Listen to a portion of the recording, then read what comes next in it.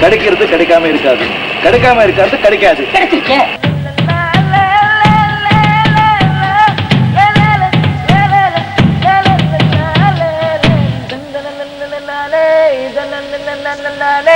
நடைபெற்றுக் கொண்டிருப்பது முத்து திரைப்படத்தின் ஆடியோ கேசட் முத்து விழா.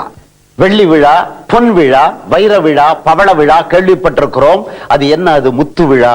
கேசட் வெளியிடப்பட்ட முதல் நாள் அன்றே 3 லட்சம் ஆடியோ கேசட்டுகள் விற்பனையாகி முந்திய சாதனைகள் அனைத்தையும் முறியடித்திருக்கிறது எங்கள் முத்து திரைப்படத்தின் ஆடியோ கேசட். இது ஒரு புதிய வரலாறு அல்லவா? இந்த விழாவிற்கு வேற எப்படி பெயர் சூட்டுவது? ஆகவேதான் இது முத்து விழா.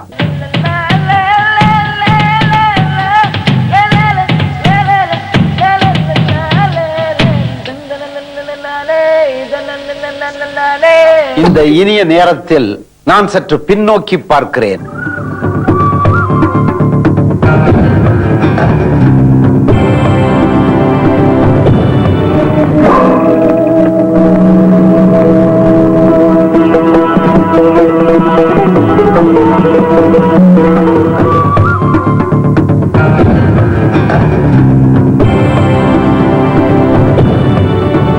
ஏ.ஆர். ரகுமான் என்கின்ற அந்த புத்தம்புது இசை மலரை உங்களுக்கு நான் அறிமுகம் செய்வதிலே பெருமை கொள்கின்றேன்.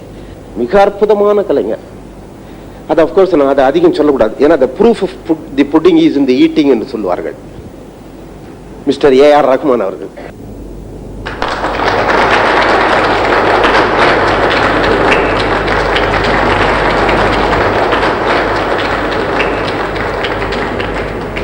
இந்த இரு பிளாஷ்பேக்குகளும் உங்களிடம் ஏற்படுத்திய அதே பரவசத்தையும் பூரிப்பையும் போல பன்மடங்கு நான் உணர்கிறேன்.